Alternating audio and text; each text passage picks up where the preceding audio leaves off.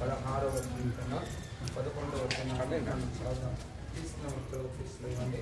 నీవు జీవమార్గములను నీవు నాకు తెలియజేసేదవు, నీ సన్నిధిలో సంపూర్ణమైన సంతోషము కలదు, నీ కుడి చేతిలో నిత్యము సుఖము కలదు. రెండవదిగా మాట అక్కడ నీ సన్నిధిలో సంపూర్ణమైన ఏం కలదు? సంతోషము కలదు. 43వ కీర్తన 4వ వాక్యాన్ని చదువుదాం. 43వ కీర్తన 4వ వాక్యాన్ని చదువుదాం. తీసిన వచ్చాను ఒకసారి. 43 అప్పుడు దేవుని బలిపీఠమునకు నాకు ఆనందము సంతోషము కలదు, ఇంకా దేవుని యొద్దకు చేరుదును. దేవా నా దేవా సితార వాయించు. నీకు నేను గుర్తుమని చదువుతాము. నీ బలిపీఠము దగ్గర నేనేం చేస్తానంట? నాకేం కలదు? ఆనందము సంతోషము కలదు. మనం చదివిన 16వ కీర్తన 11వ వాక్యం రాయబడింది, నీ సన్నిధిలో సంపూర్ణమైన సంతోషము కలదు. ఇంగ్లీష్ లో ఆ మాట రాయబడి ఉందంటే you will fill me with your joy in your presence. There is fullness of joy in your presence. Telugu బైబిల్లో సంతోషము కలదు అని రాయబడింది. ఇందులో ఏం రాయబడిందంటే సంపూర్ణమైన ఆనందము చేత నీవు నన్ను నింపుచున్నావు. నీ సన్నిధిలో సంపూర్ణమైన ఆనందము చేత నీవు నన్ను నింపుచున్నావు. అయితే దేవుని బిడ్డలారా, దేవుని నామానికి మహిమ కలుగును గాక. అయితే దేవుని సన్నిధికి అందరం వచ్చాం. లోపల కూర్చోవలసిన మనం స్థలం లేదు కనుక బయట కూర్చున్నాం. ఇది దేవుని సన్నిధి. దేవుని సన్నిధిలో ఉండే మనము సంపూర్ణమైన సంతోషముతో ఏం చేయాలి? నింపబడాలి. సంపూర్ణమైన పరిపూర్ణమైన సంపూర్ణ అర్థం ఏంటి? ఈ కొరత లేకుండా సమృద్ధిగా ఏం చేయాలి? నింపబడాలి. ఇప్పుడు ఇక్కడ నుండి మనం బయటికి బయలుదేరుతున్నప్పుడు దేవుని సన్నిధితో దేవుని యొక్క సంతోషముతో మనం ఏం చేయాలి? నింపి మనం బయటికి వెళ్ళాలి. అది దేవుని సన్నిధిలో వచ్చి ఇలా కూర్చుని పాటలు పాడి ప్రభువుని ఆరాధించి వెళ్ళిపోతే మాత్రం కాదు, ఆయన సన్నిధిలో సంపూర్ణమైన ఆనందాన్ని మనం కలిగి ఉంటాం. దేవుని సన్నిధిలో సంపూర్ణమైన ఆనందాన్ని మనం పొందుకోవాలి అంటే వినాలి. మనం పొందుకోవాలి అంటే దేవుని సన్నిధిలో సంపూర్ణమైన సంతోషాన్ని పొందుకోవాలి అంటే అది సంతోషముతో మనము నింపబడాలి అంటే దేవుని బిడ్డలారా కొన్ని కార్యాలు చెప్తాను, అది మనం చేయాలి. చెప్తాను చూడండి. హాస్పిటల్కి వెళ్ళి ఖర్చుతో వస్తాను నమ్మకం లేదు. రోగం నయం అవుతుంది, రోగం కొంచెం కుదుర్చబడుతుంది కానీ సంపూర్ణ స్వస్థత మాత్రము రాదు. ఆ రోగం నివారణకు మందులు ఇస్తారు కానీ కంప్లీట్లీ హీల్ ఏమంటారు చెప్పడు. ఈ మందులు వాడుతూ ఉండు, తగ్గుతాయి తగ్గకపోదో. ఈ రోజుల్లో హాస్పిటల్ లోపడి పోకుండా చచ్చిపోతున్నారు. మీకు తెలుసా? కంటోన్మెంట్ హాస్పిటల్ ఏమని తెలిసే ముందు వారం ముందు చెట్టుబడి స్పాట్ ఏదైనా హాస్పిటల్ లోపలికి పోలే. ఇంకా ఆయన బతికి బయటికి రావాల్సిన వ్యక్తులు లోపల ఎంటర్ అవుతున్నాడు. పెద్ద చెట్టు, అది ఇంత పెద్ద మొద్దు, పెద్ద మొద్దు. ఆ చెట్టు వాళ్ళ భార్య ఆయన ఇద్దరు వెళ్తున్నారు బైక్లో. పెద్ద చెట్టు అది గాలికో ఏదికో వేరుతో ఊడి స్పాట్ తలపైన పడితే ఆ భర్త స్పాట్ చనిపోయాడు. స్పాట్ చనిపోయాడు. ఆమె సీరియస్ ఉంది. బండి కూడా అది పరిస్థితి. దేవుని సన్నిధి ఒక్కటే. లోపలికి ఎట్లా వెళ్ళినా బయటికి మాత్రమే రావాలి, సంతోషంగా రావాలి, సంపూర్ణమైన ఆనందంతో రావాలి. 4 విషయాలు ముందు పెడతారు. మొదటిగా అదే 16వ కీర్తన 2వ వాక్యం చదువుతాం. 16వ కీర్తన 2వ వాక్యం చదువుతాం. నీవే ప్రభుడవు, నీకంటే నాకు క్షేమాధారం ఏదియు లేదని, నీకంటే నాకు క్షేమాధారము ఏమీ లేదని యెహోవాతో మనవి చేసుకున్నాను. 8వ వాక్యం చదువుదాం. 8వ వర్స్ చదువుదాం. సదాకాలము యెహోవా యందు నా గురి నిలుపుచున్నాను. నేను సదాకాలము నా గురి యెహోవా మీద నిలుపుచున్నాను.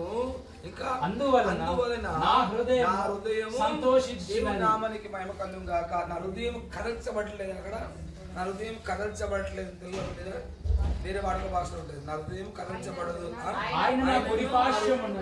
ఉన్నాడు కదల్చబడదు. అయితే ఇక్కడ కీర్తనకారుడు దావీదు ఏమంటున్నాడు? నేను ఎల్లప్పుడూ నా గురి ఎవరి పైన పెట్టాను? దేవుని పైన పెట్టాను. అక్కడ ఏమంటున్నాడు? రెండో వాక్యంలో ఏమంటున్నాడు చూడండి. రెండో వాక్యం ఏమి చదవండి. రెండో వాక్యం నాకు వేరే క్షేమాధారము లేదు ప్రభువా, నీవే నాకు ప్రాముఖ్య ప్రభువా. ఇప్పుడు జాగ్రత్త వినాలి. దేవుని సన్నిధిలో సంపూర్ణమైన సంతోషం పొందుకొని తిరిగి వెళ్ళాలి అంటే, సంపూర్ణమైన సంతోషంలో నింపబడాలి అంటే మన గురి దేవుడి మాత్రమే ఉండాలి. దేవుని ఆలయానికి వస్తున్నాం మనము, ప్రభు మాత్రమే మన గురి ఉండాలి. మరి వేరే గురి ఏమి ఉండకూడదు. వారు చూడడానికి, వీళ్ళు చూడడానికి, వెళ్ళడానికి కాదు. కొంతమంది క్రైస్తవులు చూడండి, చర్చిలో ఎప్పుడు కనబడతారంటే వాళ్ళు ఎప్పుడు పుడతారో అప్పుడు కనబడతారు, నామకరణం కోసం కనబడతారు. వాళ్ళు ఏమంటారు అంటే హ్యాచింగ్ క్రిస్టియన్స్. హ్యాచింగ్ క్రిస్టియన్స్ ఏంటి? గుడ్డులో ఉండే కోడి బయటకు వస్తుంది, దాని పేరు హ్యాచింగ్, పొదుగడం, హ్యాచింగ్ క్రిస్టియన్స్ అంటారు. ఇక హ్యాచింగ్ క్రిస్టియన్స్ మనకు కనబడరు. ఎప్పుడు కనబడతారు అంటే మ్యాచింగ్ కి కనబడతారు. ఎప్పుడు కనబడతారు? మ్యాచింగ్ కి. పెళ్లి అంటే మ్యాచింగ్ అర్థమైపోయింది. మీరైనా పర్లేదు, మ్యాచ్ అయ్యి అక్కడో ఎక్కడో తేలుతారు. మూడో క్రైస్తవ తెలుసా? Dispatching Christians. అర్థమైందా? డిస్పాచింగ్ అంటే ఏంటి? డిస్పాచింగ్ అంటే ఏంటి? డిస్పాచింగ్ అంటే పార్సల్ చేసి పంపిస్తారు చూడండి, దాని పేరే డిస్పాచింగ్. సమాధి కార్యక్రమం, దాని తర్వాత కనబడరు.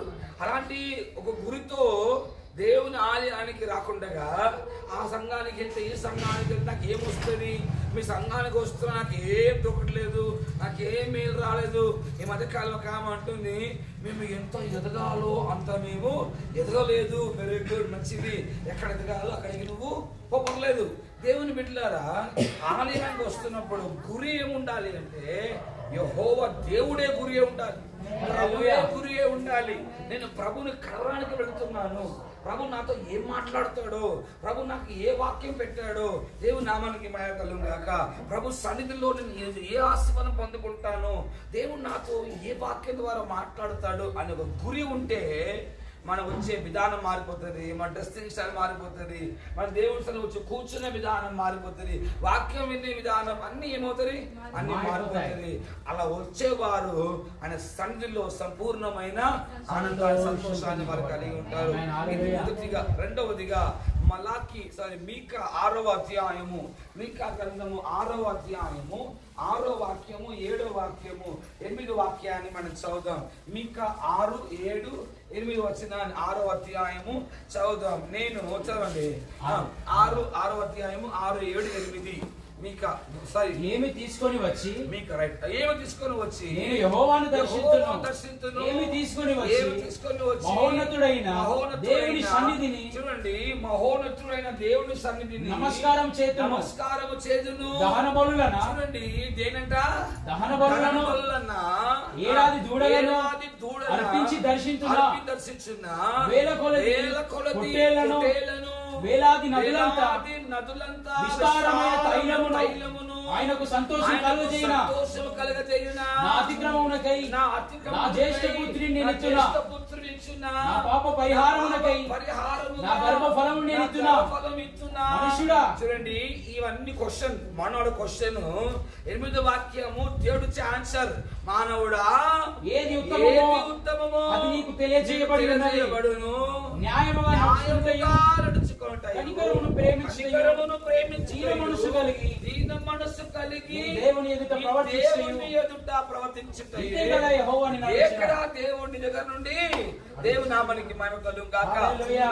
6వ వచనం 7వ వచనం చదువుతుంటే ఏం రాయబడి ఉందంటే, ఏమి ఇస్తును దేవుడికి, ఆయన ముందు నేను ఎలా పోవాలి, ఆలయానికి వెళ్తున్నప్పుడు ఆయన సంతోష పెట్టాలి అంటే, నేను నమస్కారం చేయాలి అంటే ఆయనకు దహన బలి ఇవ్వాలా, ఆయన ఏడాది దూడని ఇవ్వాలా, వేలాది పొటేలను ఇవ్వాలా, దేవుడు నదులంతా విస్తారమైన తైలమును ఆయనకి ఇవ్వాలా. నది అంటే ఏంటి? చెరువు విస్తారమైన తైలము ఇవ్వగలమా? కొడుకునే కొడలేమన్నా, అది కాస్ట్ అయిపోయింది. నది అంతా తైలం ఇవ్వగలమా? నా జ్యేష్ఠ పుత్రునే ఇవ్వగలనా? ప్రభు గర్భఫలమే ఇవ్వగలనా? ప్రభు అంటున్నాడు, స్వామి ఇవన్నీ ఇవ్వద్దు. నాకు కావాల్సింది ఏంటిదంటే, నేను ఆ సన్నిధికి రాకముందు కావాల్సింది ఏంటిదంటే, దేవుడిని ఇదే కోరుతున్నాడు కదా, అదేంటి తెలుసా? న్యాయముగా నడుచుకొనుట, కనికరమును ప్రేమించుట, దీన మనసు. What is shows? ఇది ఏం కనపరుస్తుందంటే, నువ్వు దేవుని సన్నిధికి వచ్చినప్పుడు ఏం తెస్తావో ముఖ్యం కాదు, కానీ దేవుని సన్నిధిని రాక మునుపు నువ్వు ఎలా సిద్ధపడుతున్నదే ముఖ్యము. రెండవదిగా, మొదటిగా దేవుని బిడ్డలారా, God have to be focus. దేవుడే నీ దృష్టి అయి నీ గురి ఉండాలి అని చదివి వచ్చినప్పుడు. రెండవదిగా, దేవుని సన్నిధికి రాక మునుపు సిద్ధపాటుతో రావాలి. ఏం రావాలి? సిద్ధపాటుతో రావాలి. సిద్ధపడాలి. సిద్ధ మనస్సు కలిగి ఉండాలి. సిద్ధపడాలి. ఆయన అంటున్నాడు, ఈ న్యాయముగా నడుచుకొనుట, కనికరమును ప్రేమించుట, దీన మనస్సుతో ప్రవర్తించుట, ఈ సిద్ధపాటు. It's preparation time. చాలా మంది ఏమంటారు తెలుసా, ఆదివారం ఒకరోజు వాక్యం విన్నాం అనుకోండి, సోమవారం నుండి శనివారం వరకు మాకు బూస్ట్, మా బలం, వారం అంతా దేవుడు మాతో ఉంటాడు. అదొక ఎత్తు క్రైస్తవ జీవితం. మరో ఎత్తు ఏం తెలుసా, సోమవారం నుండి శనివారం వరకు ఆదివారం వరకు సిద్ధపడాలి. ఆదివారం కొరకు ఏం చేయాలి? వెళ్తా సన్నిధికి సిద్ధపాటుతో ఉండాలి. ప్రతిరోజు రెడీ అవ్వాలి, ప్రతిరోజు సిద్ధపడాలి. మానసికంగా, శారీరకంగా. దేవుని బిడ్డ అన్ని ప్రకారంగా ఆత్మీయంగా కూడా ఏం చేయాలి? సిద్ధపడాలి, ప్రిపేర్ అవ్వాలి. బైబిల్లో సిద్ధపాటు మీకు చూపించాలంటే మీకు తెలుసు కాబట్టి చెప్తున్నాను.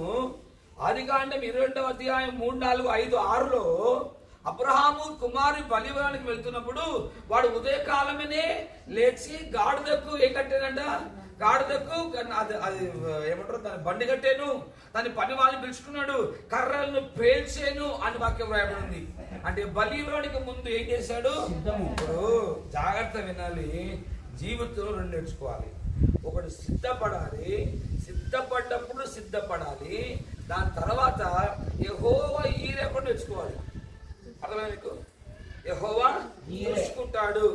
ఇక మీకు స్ట్రైట్ గా పచ్చిగా చెప్పేస్తా, సిద్ధపడని వ్యక్తి దేవుడు చూసుకుని చెప్పి అర్హత లేదు వాడికి. సిద్ధపడని వ్యక్తి సిద్ధపడాలి, ప్రిపేర్ అవ్వాలి. దాని తర్వాత ఎవరిచ్చిను?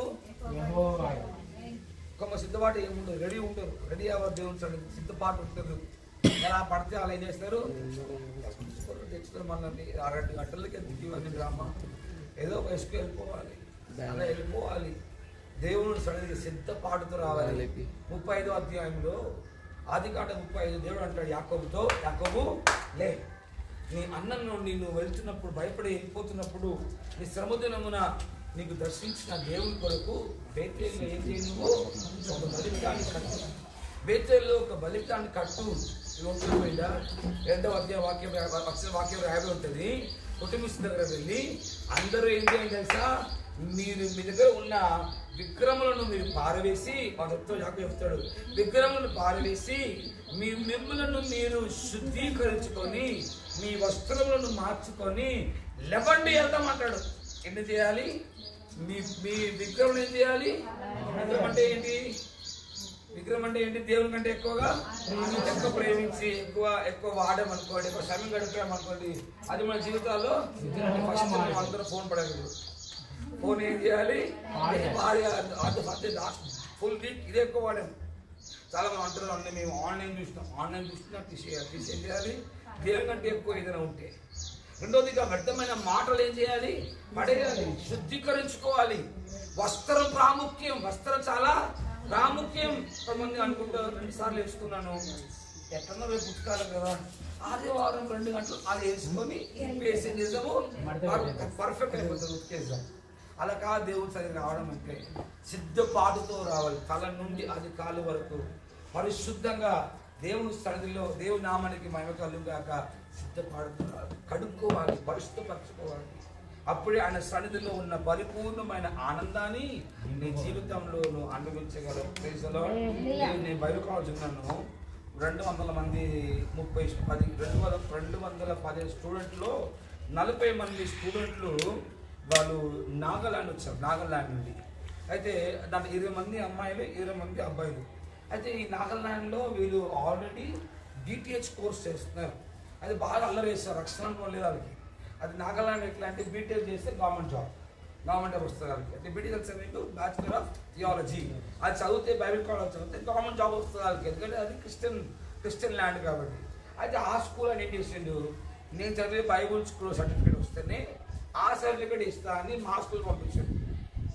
దైతులు వీళ్ళు స్నానమే చేయరు, తెల్లగా ఉంటారు, చల్ల చర్మం వాళ్ళది. అమ్మాయిలు అయితే అబ్బాయిలు అయితే తెల్ల చర్మము, స్నానాలు చేయరు. క్లాస్ కి 10 నిమిషాలు ఉందంటే బాత్రూమ్కి పోయి బట్టలు కలం ఉంచి ఇంట్లో మాత్రం కడుక్కొని అలా వేసుకొని బట్టలు మార్చుకొని శరీరం ఉన్నాక వారం స్నానం చేయరు, వారం స్నానం చేయరు. ఒక స్ప్రే కొట్టడం చూడండి, ఈ స్ప్రేకి వాళ్ళ శరీరం వచ్చే ఆ కంపు వాసనకి రూమ్ అంతా దైత్రమైన వాసన. నేను అనుకున్నా అబ్బాయిలు అనుకున్నాను, అమ్మాయిలు కూడా అంతే స్నానం చేయరాదు.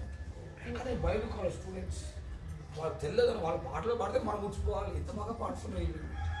దేవుని సన్నిధికి వచ్చే వాళ్ళు శుద్ధిగా రావాలి, పరిశుద్ధంగా రావాలి. ఉన్న బట్టల్లో ఉతికి నీతిగా ఇస్త్రీ వేసుకొని దేవుని ఆలయంకి వెళ్తున్నప్పుడు నేను ఈ ఒక ప్రత్యేకమైన వస్త్రంతో నేను వెళ్తాను. హల్లెలూయా.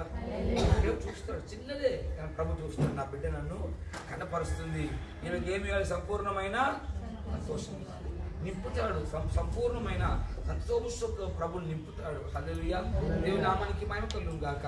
మొదటిగా దేవుడే గురే ఉండాలి, రెండవదిగా సిద్ధపాటు ఉండాలి, మూడవదిగా దేవుని నామానికి మహిమ కలుగును గాక. మొదటి సామెలు గ్రంథం 1వ అధ్యాయము 10వ వచనాన్ని చదువుదాం.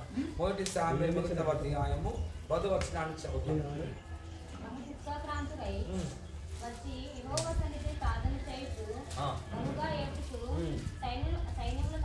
సైన్యంలోకి అధిపతి యెహోవా నీ సేవకురాలైన నాకు కలిగిన శ్రమను చూచి నీ సేవకురాలైన నాకు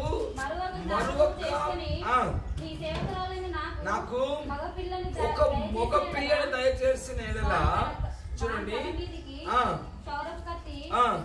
ఎన్నటికి రానియక చూడండి వాడు బ్రతుకు దినములన్నిట నేను వానిని యెహోవాకు నీకు అప్పగించునని యెహోవాకు ఏం చేస్తానని అప్పగించునని. అదే 1వ అధ్యాయం 26, 27, 28 చదువుదాం. 1వ అధ్యాయం 26, 27 చదువుదాం. చదవండి. నా ఏలినవాడా వాడి ప్రాణము తోడు నీ యొద్ద నిలిచి యెహోవాను ప్రార్థన చేసి నేనే ఇంకా ఈ బిడ్డను దయచేయమని యెహోవాతో నేను చేసిన మనవిని ఆయన నాకు అనుగ్రహించెను. కాబట్టి నేను ఆ బిడ్డను యెహోవాకు ప్రతిష్ఠించున్నాను. తాను బ్రతుకు దినములన్నిటను వాడు యెహోవాకు ప్రతిష్ఠితుడని చెప్పాడు. దేవుడు నాకు ఇచ్చిన కుమారుని ఏం చేస్తాను? మరలా నేను తిరిగి ఇచ్చాను. జాగ్రత్త వినాలి.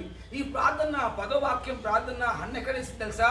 దేవుని ఆలయంలో చేసింది. ఆయన ప్రార్థన చూడండి, నేను మరలా ఈ కుమారుని ఏం చేస్తాను ప్రభా, నీకు మరలా ఇస్తాను ప్రభా, నీకు మరలా అప్పగిస్తాను ప్రభా.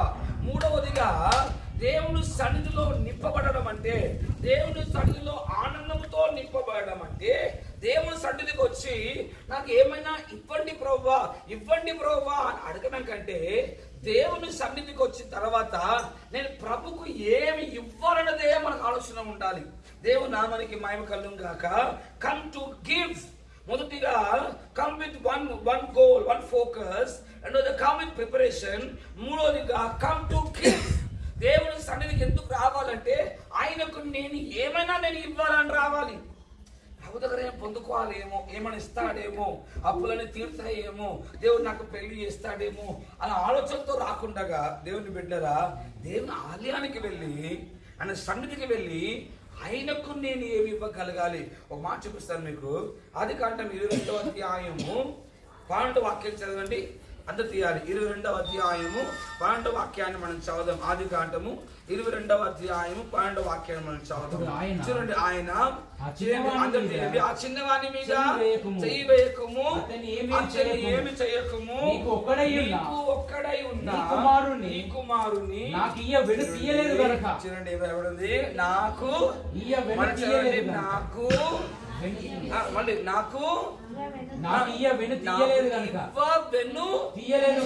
గనుక. అర్థమేంటి? నాకు ఇవ్వడానికి వచ్చావు కనుక అబ్రహాము, ఇది మొదలుకొని నువ్వు దీవించబడతావు, మామూలుగా వెళ్ళవు, నువ్వు సమృద్ధిగా తిరిగి వెళ్తావు. హల్లెలూయా. నువ్వు నాకు నీ కుమారుని ఇచ్చావు కనుక. ఈరోజు మనం చాలా మంది ఇచ్చే మనసు ఉన్నా ఏదో కారణాన్ని బట్టి ఏం చేస్తున్నాం తెలుసా, వెనక్కి వెళ్ళిపోతున్నాం. ఏమవుతున్నాము? వెనక్కి వెళ్ళిపోతున్నాం. కానుకలు పాటలకు పాట పాడతారు చూడండి. నీ ధనము నీ బలము ప్రభు యేసుకే ఇచ్చిన 10 రూపాయలు నోటు. పాట ఏంటి? నీ ఇంకా చెప్పండి. ప్రభు యేసుకే నీ దశమా భాగములు వెను తీయకు. పాటలేమో వెడదీయకము, మనసులో మాత్రం వెడదీయము. పాట ఏంటి? వెను. అర్థం ఏంటి? ఇవ్వకుండా మానకుండా ఉండు, ఇవ్వకుండా మానకు. హల్లెలూయా.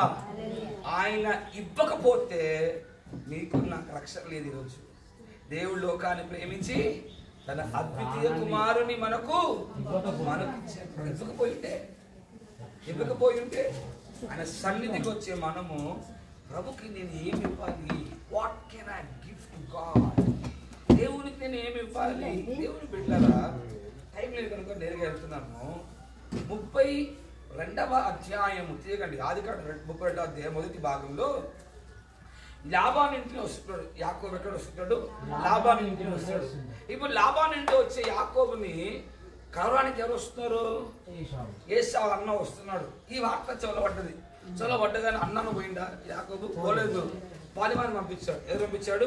పాలిమాని పంపించి, అరే అన్న వస్తున్నాడంట తెలిసి నీకు భయం, ఆల్రెడీ భయం, నీకు పాతలో గుర్తొచ్చి నీకు రక్షణ పొందిన పాత బతుకి పోలేదు. ఇంకా యాకోబుకి అరే అన్న వస్తున్నాడంట, ఎలా వస్తున్నాడో చూస్తారా? ఈ పని వాడుక మీకంటే అతమాడు యాకోబు భయంకర కోపంగా వస్తున్నాడు. మీ అన్న ముఖమంతా ఎర్ర చేసుకున్నాడు. ఒంటరి కాదు, ఎంతమంది వస్తున్నాడు? 400 మంది వస్తున్నాడు. అయిపోయింది, భయం వచ్చేసింది.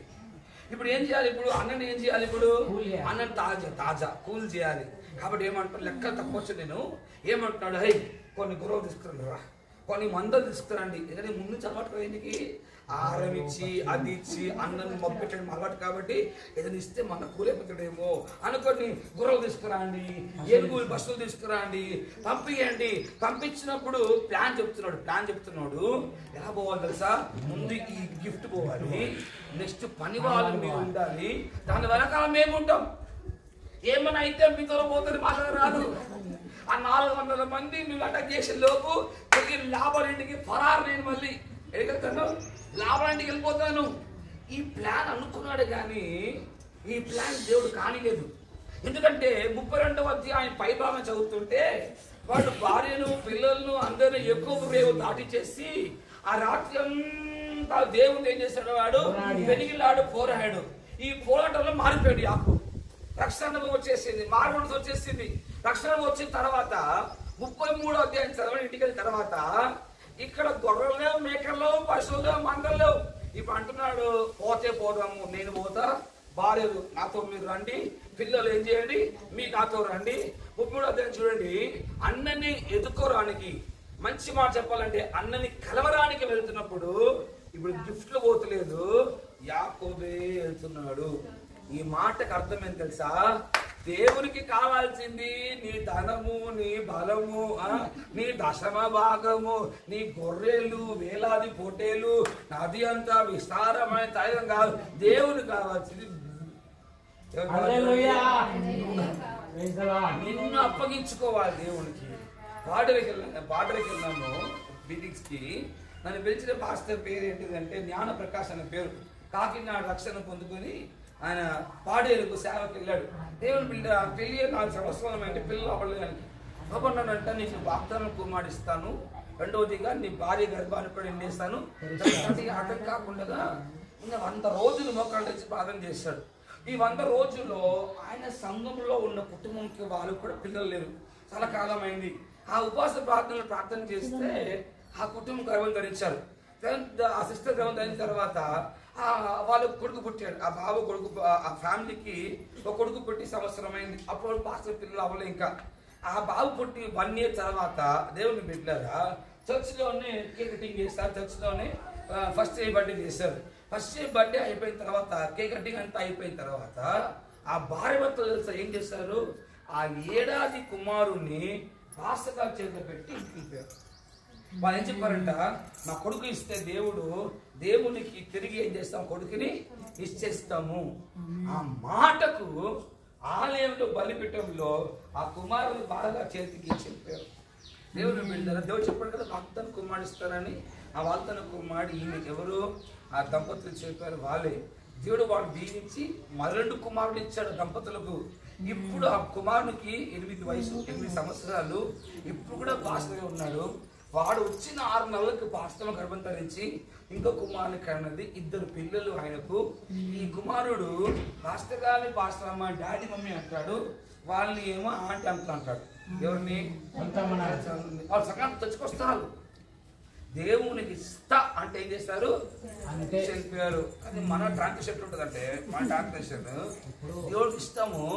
ఒక డాక్టర్, ఒక ఇంజనీర్ అయిపోయిన తర్వాత, ఒక హాస్పిటల్ అయిపోయిన తర్వాత, ఒక ప్రైవేట్ జాబ్ అయిపోయిన తర్వాత దేవుడు వాడుకుంటాడు. దేవుడు అక్కడ దేవుడు చిత్తేమో దేవుడు వాడుకుంటాడు. ఇది మన స్టైల్, ఇది మన ట్రాన్స్లేషన్.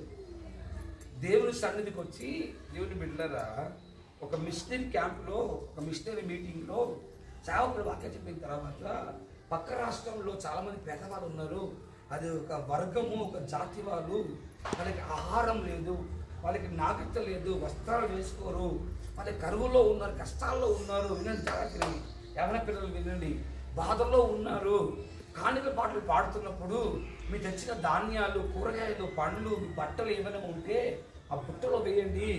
అవి తీసుకెళ్ళి ఏం చేసి వాళ్ళకి ఇచ్చి దేవుని ప్రేమ వాళ్ళకి చెప్తాం. మీ దగ్గర ఏముందో ఇవ్వండి అని ఫస్ట్గా వాళ్ళని ప్రోత్సహించిన తర్వాత పాటలు, కానుక పాటలు పాడుతూ ఉంటే బుట్టలు పట్టుకొని అందరూ కానుక పట్టుకొని వస్తున్నారు. కానుకలు అందరూ విత్తనాలు, ధాన్యాలు, కూరగాయలు, ఆకులు, దేవుని పిల్లల కూరగాయలు, పండ్లు, వస్త్రాలు, బంగారం ఇప్పి వేస్తున్నారు. ఆ వరుసలో, ఆ ముందు వరుసలో ఒక 7 సంవత్సరాలు ఒక బాబు ఉన్నాడు. బాబు వాడు కూడా ప్రభుకు ఏమైనా ఇవ్వాలి వాంఛ ఉన్నారు. మనుషులు ఏదైనా చేయాల వాంఛ ఉంది. ఆ కానుక బుట్ట దగ్గరికి వస్తూ ఉంది. జోబులో చూస్తే రూపాయి లేదు జోబులో. ఏం చేయాలి అర్థం అవ్వట్లేదు. తపన మాత్రం ఒక ఆశ, కోరిక పుట్టుకుంటుంది మనసులో. ఏదైనా ప్రభుకి ఇవ్వాలి. ఏం చేయాలి అర్థం కాక ఆ బుట్ట దగ్గర వచ్చే లోపు చేరుపాని నిల్చొని వాడంతలా వాడే బుట్టలో కూర్చున్నాడంట. నీకు ఎవరన్నా నాకు దగ్గర ఏం లేదు బ్రోబా, నేను నీకేం చేస్తాను అప్పగిస్తాను బ్రోబా. అదే క్యాంపులో ఎదిగి, అదే క్యాంపులో పెరిగి ఆ పక్క రాష్ట్రానికి ఒక మిషనరీగా వెళ్ళి దేవుని సువార్తను అందించాడు. దేవుని నామానికి మహిమ కలుగును గాక. ఒక మాట చెప్పండి మీకు, ఇక్కడ నువ్వు వచ్చి ఖాళీ అవుతేనే, నీ జీవితం ఖాళీ అవుతేనే, నన్ను అప్పగించుకుంటాను ప్రభా ఖాళీ అవుతేనే ఆయన ఆనందముతో, ఆయన సంతోషంతో నిండి నువ్వు బయటికి వెళ్తావు. ఏమవుతావు? నిండి బయటికి వెళ్తావు. దేవుని సన్నిధిలో సంపూర్ణమైన ఏకలదు అది అనుభవించే వాళ్ళకే తెలుస్తుంది. 4వదిగా 100 కీర్తన 4 వాక్యాలు చదువుదాం. Psalms 100:4. Psalms 100:4. 100 కీర్తన 4 వాక్యాన్ని మనం చదువుదాము. ఇంతమందికి వాక్యం అర్థమవుతుంది. 100 కీర్తన 4 వాక్యాన్ని మనం 4th verse మనం చదువుదాం. కృతజ్ఞత అర్పణలు చెల్లించుచు ఆయన గుమ్మములోకి ఆయన గుమ్మములోకి ఏం చేయుడి? ప్రవేశించుడి. ఎలా ప్రవేశించాలి? కృతజ్ఞత అర్పణలు. హల్లెలూయా. 4వదిగా దేవుడి సన్నిధికి ఎలా రావాలి అంటే కృతజ్ఞతాస్తుతులు చెల్లించుతూ రావాలి. ఇప్పుడు ఎలా రావాలి? ఆయన గుమ్మము. ఇప్పుడు ఈ లోపల అయితే ఇది గుమ్మం అనుకుందాము. ఇప్పుడు దీని గుమ్మం ఎక్కడ? అది అనుకుందాము. అది గుమ్మం అనుకుందాం. అర్థమైనా మీకు? ఇది మన చర్చ అనుకోండి. ఇప్పుడు మన గుమ్మం ఇక్కడ ఎప్పుడు? అక్కడ ఎంటర్ అవుతున్నప్పుడే అక్కడ నుండే ఏమొచ్చేయాలి? నీకు స్తోత్రం ప్రభు వచ్చేయాలి. ఇది వచ్చిన తర్వాత పాడండి, చప్పట్లు కొట్టండి, చేతులు లేపండి, స్వరం తెరవండి, స్తోత్రాలు చెల్లించడం, పాడడం, చెప్పాల్సిన అవసరం లేదు. అక్కడ నుండే రావాలి స్తోత్రం. యెహోవా ఇచ్చేను స్తోత్రం. దేవుడు ఘనమైన కార్యం చేసిన స్తోత్రం. ప్రభానికి వందనాలు యేసయ్యా. నువ్వు ఏమిచ్చావో లేవో, రక్షణ భాగ్యం ఇచ్చావు, స్తోత్రం ప్రభువా. అక్కడి నుంచే రావాలి. అప్పుడు ఏ పాటన పాడండి. ఎలా ఉంటుంది అంటే ఆ పాట దేవుని బిడ్డలారా ఉత్సాహం ఉంటుంది. ఆ పాట రాగాలతో సంబంధం లేదు మనకి. రాగాలు, తాళాలు, ఈ స్వరకల్పనలు మనకు రావు. గొంతు ఎలా ఉందో అలా ప్రభుని ఏం చేయాలి? స్తుతించాలి, ప్రభుని కనపరచాలి. స్తుతి అర్పణలతో గుమ్మములోకి ఏం చేయాలి? ప్రవేశించాలి. అపోస్తుల గ్రంథం 3వ అధ్యాయం, Acts chapter 3 3వ అధ్యాయం 6, 7 8వ వాక్యాన్ని మనం చదువుదాం. వాక్యాన్ని ఇక్కడ ముగిస్తాను. అపోస్తలుల గ్రంథము 3వ అధ్యాయము 6, 7, 8 వచనాన్ని మనం చదువుదాం. అంతటా పేతురు వెండి బంగారములు నా యొద్ద లేవు గాని నాకు కలిగినది ఇంకా నీకు ఇచ్చుచున్నాను. నజరేయుడైన యేసుక్రీస్తు నామమున నడువమని చెప్పి వాని కుడి చెయ్యి పట్టుకొని లేవనెత్తెను. వెంటనే వాని పాదములను చీల మండలను బలము పొందెను. వాడు దిగ్గున లేచి నడిచెను. నడుచుచు గంతులు వేయుచు దేవుని స్తుతించుచు వారితో కూడా దేవాలయంలోనికి వెళ్ళెను. వాక్యం ఏంటిదంటే వాడు నడుచుచు గంతులు వేయుచు స్తుతించుచు ఎక్కడికి వెళ్ళాను? దేవుని ఆలయంలోకి. హల్లెలూయా. దేవుని నామానికి మహిమ కలుగును గాక. ఆమేన్. ఎవరు? గుడ్డివాడుతో అడుక్కున్నవాడు. ఎవరైనా అడుక్కుంటాడు. ఏం అడుక్కుంటాడు? దేవాలయం బయట గేట్ దగ్గర. లోపలికి ఎవరు వెళ్తారో బయటికి ఎవరు వస్తారో ఈ మధ్యలో ఈ అడుక్కున్న వాళ్ళు మాట్లాడుకుంటున్నారు. ఏం మాట్లాడుకుంటున్నారంటే చర్చ్ కాడ పోతున్నారు.